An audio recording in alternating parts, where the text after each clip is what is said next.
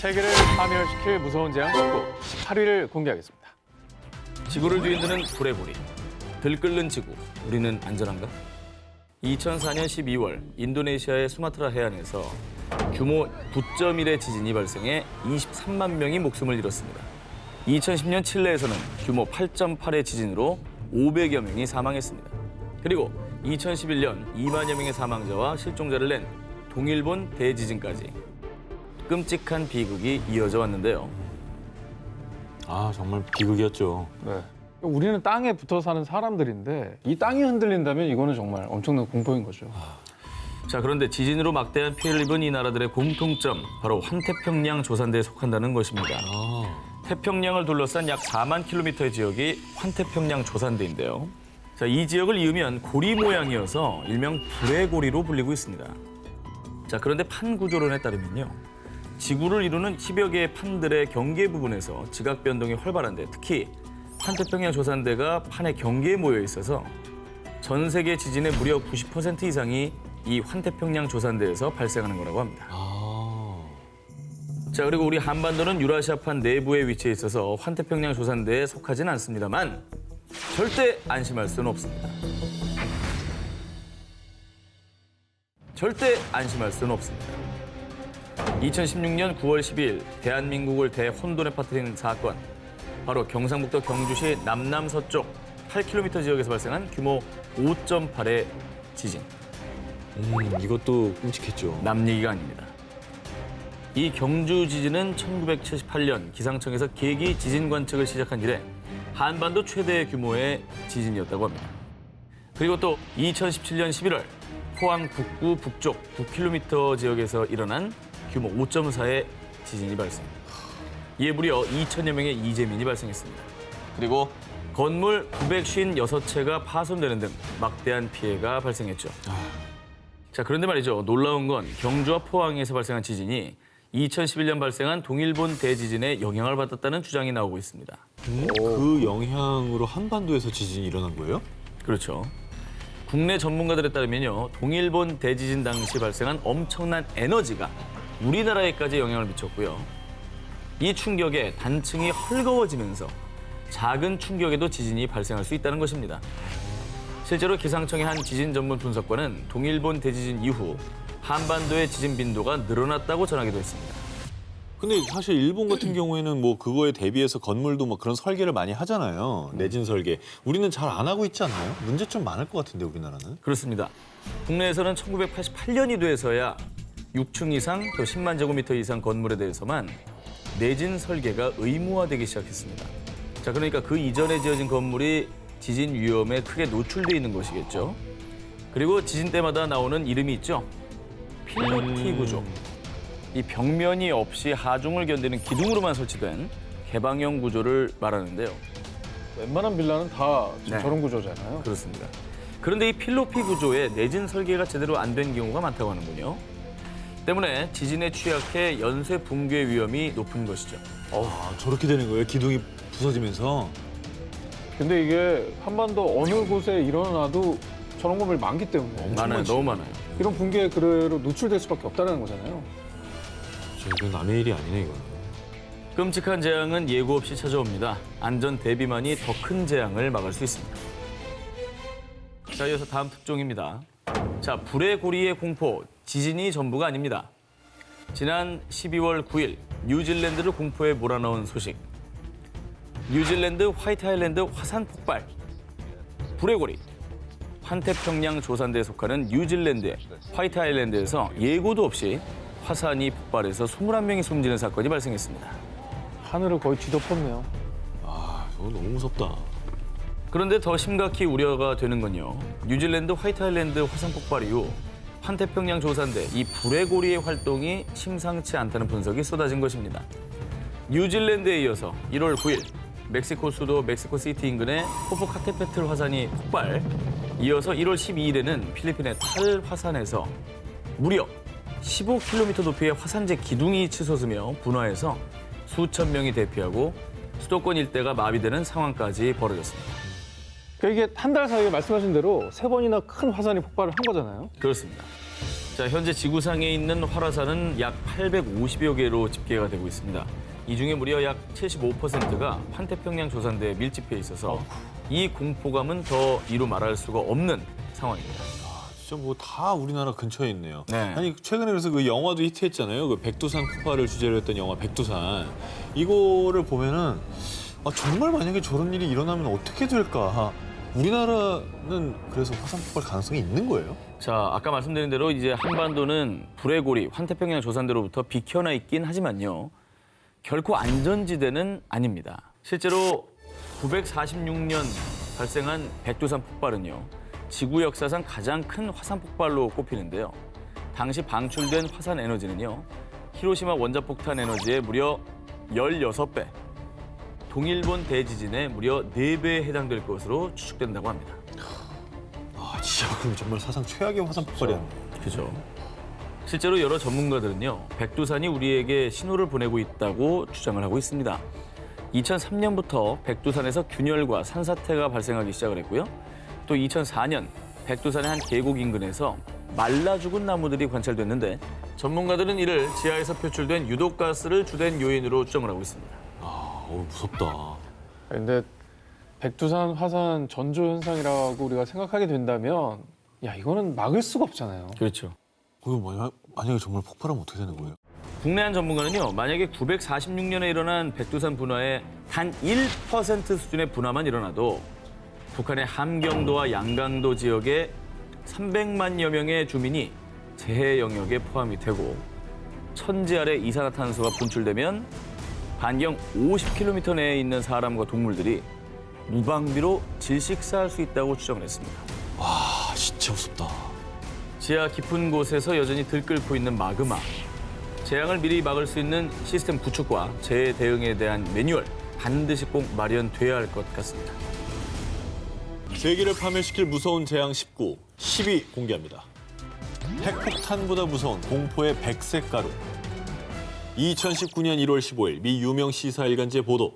핵보다 치명적인 이것. 지구상에서 인류의 삶을 끝낼 수 있다. 이 무시무시한 경고를 한 이유는요. 탄저균 때문이었습니다. 이거 지금도 뉴스에서 봤던 기억이 나고 최근에 뭐 시사 뉴스로도 많이 등장했었잖아요. 공포스러운 이름입니다. 이 탄저균은 소량이라도 공기 중에 노출되면 흡입한 사람의 혈액 내 면역세포를 손상시켜서요. 고열과 오한 등의 증상이 나타나다가 심각한 호흡 곤란과 쇼크를 유발, 심하면 사망까지 치사율이 무려 80%에 달하는 아주 강력하고 치명적인 균입니다. 그런데 제1차 세계대전 당시 독일을 시작으로 일본, 영국 등 여러 국가에서 아주 경쟁적으로 탄저균을 생화학 무기로 개발한 겁니다. 그래서 무기화된 탄저균은 하얀 분말 형태로 만들어져서요. 일명 공포의 백색 가루로 불리게 된 거죠. 아니 뭐 전쟁에 이기려고 이렇게 인간 전체를 파멸로 이끌 수 있는 이런 걸 만드는 사람은 정말 악마라고 생각이 들어요. 악마죠, 악마. 네. 왜 그런 겁니까 도대체? 그러게요. 이 탄저균의 무시무시한 살상력. 만약 미국 워싱턴 상공에 탄저균 100kg이 살포되면 무려 300만 명의 사망자가 발생한다고 하는데요. 1945년에 일본 나가사키에 투하된 원자폭탄보다 무려 약 50배 이상의 파괴력을 지닌 거라고 합니다. 생화 무기는 진짜 사람만 죽이는 거잖아요. 그렇죠. 굉장히 고통스럽게. 네, 너무 고통스럽게. 더 끔찍해요, 저는 이게 더. 근데 이게 실제로 사고가 있었습니다. 1979년 러시아의 생물 무기 생산 공장에 사고가 나면서 소량의 탄저균이 노출됐는데 이때 감염된 사람 79명 중에 무려 68명이 사망하는 사건이 발생하기도 했습니다. 소량인데. 네, 정말 소량인데. 그러니까 정말 끔찍해요. 더 큰 사고로 번졌다면은 상상도 하기 힘든 소량이 아니었다면. 그런 일이 발생했을 것 같다는 생각이 드네요. 근데 반인륜적인 생물학 무기 전쟁은 정말 이거는 뭐 전쟁 자체가 일어나면 안 되겠습니다만 이건 진짜 반인륜적인 것 같아요. 지킬 건 지켜가면서 예. 해야 될 것 죄 같습니다. 없는 사람들이 너무나 많이 죽습니다. 자국의 이득을 위해 혹은 자국을 보호하기 위한 명목으로 악용되는 탄저균. 결국은 이 탄저균이 인류의 멸망을 초래할 수도 있다는 사실을 우리는 명심해야 할 것입니다. 세계를 파멸시킬 무서운 재앙 19, 8위로 가겠습니다. 여행지에서 당신을 노리는 이것. 동남아시아 여행을 계획한다면 정말 조심해야 할 게 있습니다. 동남아시아를 집어삼킨 공포의 바이러스, 바로 지카 바이러스와 댕기열인데요. 한두 개가 아니구나. 그래서 여행지에 도착해서 로밍 딱 키면 제일 먼저 뜨죠. 외교부에서 안전 문자 이렇게 오잖아요. 네. 지카 바이러스랑 뭐 댕기열 꼭 주의를 해야 된다. 뭐 긴 소매 입어라, 긴 바지 입어라 이런 네. 거 오죠. 특히 목이 뭐 깊이제. 임신부 그다음에 돌아온 다음에는 꼭 증상이 발견되면 1339로 신고해라. 이런 문자까지. 국내에서도 첫 댕기열 감염자가 신고된 2001년을 시작으로 급기야 2013년에는 250명을 돌파. 국내 감염자들의 주요 감염 발생 지역은 역시나 동남아시아였다고 합니다. 자, 그렇다면 동남아 여행 중에 현지 풍토병인 지카 바이러스 또 댕기열의 감염을 피하기 위해 가장 조심해야 할 게 무엇이냐? 바로 모기입니다. 1947년 우간다의 지카 숲에서 처음 발견된 지카 바이러스는 2007년 태평양을 횡단해 2016년에는 브라질까지 집어삼켰는데요. 지카 바이러스의 핵심 매개체는 이집트 숲모기로요. 이 모기에 물려 지카 바이러스에 감염되면 두통, 발열, 근육통, 피부 발진 등의 증상이 나타나고요.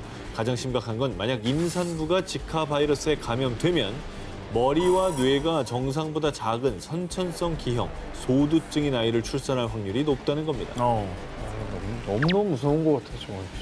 그렇죠. 그리고 이집트 숲모기가 퍼뜨리는 또 다른 공포의 전염병. 지난해 필리핀에서만 1000여 명의 사망자를 낳은 댕기열. 이 댕기열은 고열을 동반한 급성 열성 질환으로요. 두통과 근육통과 함께 초기에는 신체 전반에 붉은 반점이 나타나고요. 그 뒤 목 부위의 림프샘이 비정상적으로 커지면서 코피나 잇몸 출혈, 혈변 증상이 유발되는데 아, 무섭다. 네, 엄청 고통스럽다고 하더라고요. 그러겠죠. 예, 고열에 그 정말 혈변까지. 미국 질병통제예방센터에 따르면요. 매년 4억 명 정도가 이 댕기열 바이러스에 감염된다고 합니다. 이게 모기가 굉장히 작잖아요. 근데 이 안에 정말 무시 못할 엄청난 병들이 존재할 수도 있다는 거 아니겠습니까? 주의를 해야 되겠어요.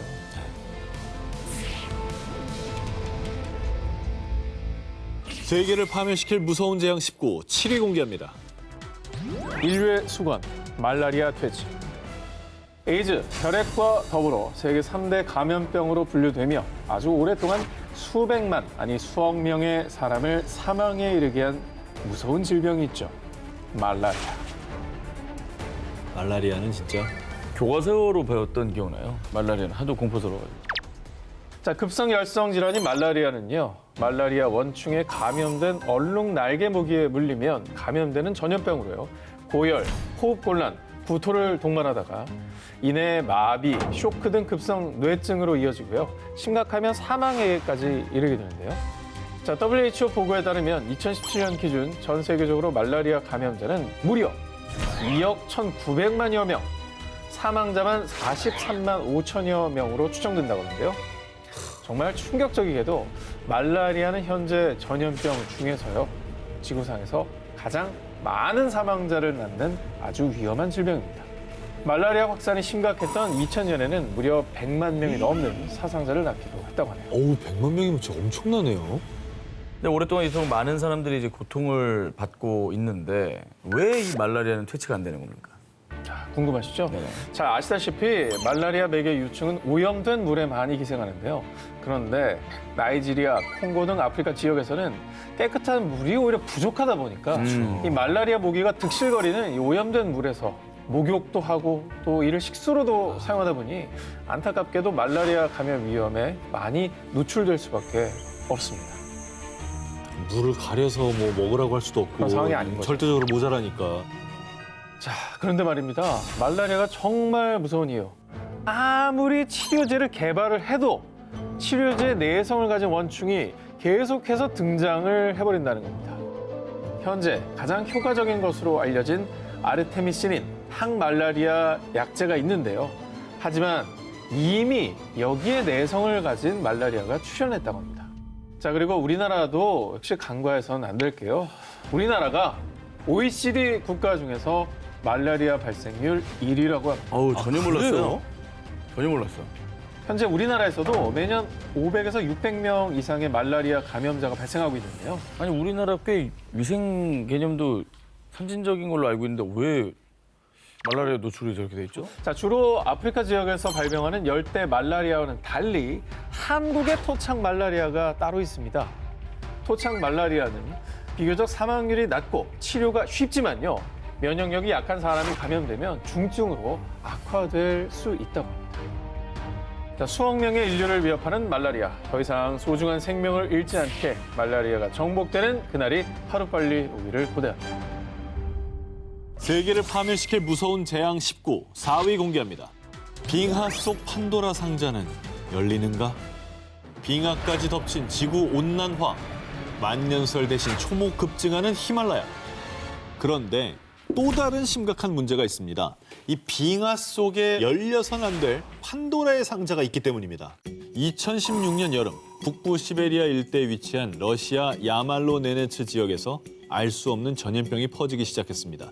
이 전염병으로 인해 무려 72명의 유목민이 피부 가려움증을 호소, 기침, 발열, 복통에 시달렸고요. 심지어 12살 어린 소년은 사망하기까지. 왜? 유목민들을 공포에 떨게 한 원인은 치사율이 최대 80%에 이르는 탄저병 때문이었습니다. 이 탄저병의 발병 원인을 조사하던 중에 밝혀진 충격적인 사실. 당시 야말 지역은 지구 온난화로 인해 이례적으로 섭씨 35도까지 오르는 이상 고온 현상이 나타났습니다. 온도 상승으로 오랜 시간 얼어있던 토양층, 영구동토층이 녹으면서 한 동물의 사체가 드러났는데요. 조사 결과 75년 전인 1941년경에 탄저균에 감염돼 폐사된 동물이었던 겁니다. 그러니까 토양에 얼어붙은 채 갇혀있던 동물 사체 속의 탄저균이 지구온난화로 표층이 드러나면서 사람에게 다시 전파가 된 겁니다. 균의 생명력은 엄청나구나. 그냥 죽지도 않아? 그러니까. 실제로 바이러스 연구자들은요.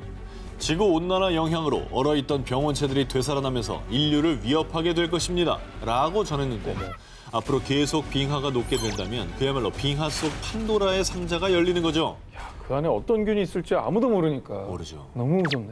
실제로 2013년부터 2015년까지 총 4종류의 고대 바이러스가 발견됐고요. 그리고 올해 1월 중국 티베트에서 15,000년 전 만년설 속에 잠들었던 고대 바이러스 33개를 발견했다고 하는데요.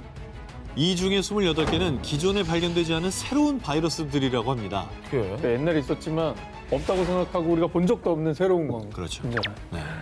전문가들은 만약 고대 바이러스들이 활성화된다면 돌이킬 수 없는 대재앙이 발생하게 될 것이라 예측하고 있는데요. 앞서 말씀하신 어떤 탄저, 제2, 제3의 탄저병 사태가 일어날 수 있다는 걸 우리가 간과해서는 안 되겠네요. 언제 어느 때 빙하 속 판도라의 상자가 열려 우리에게 끔찍한 재앙으로 다가올지 모릅니다.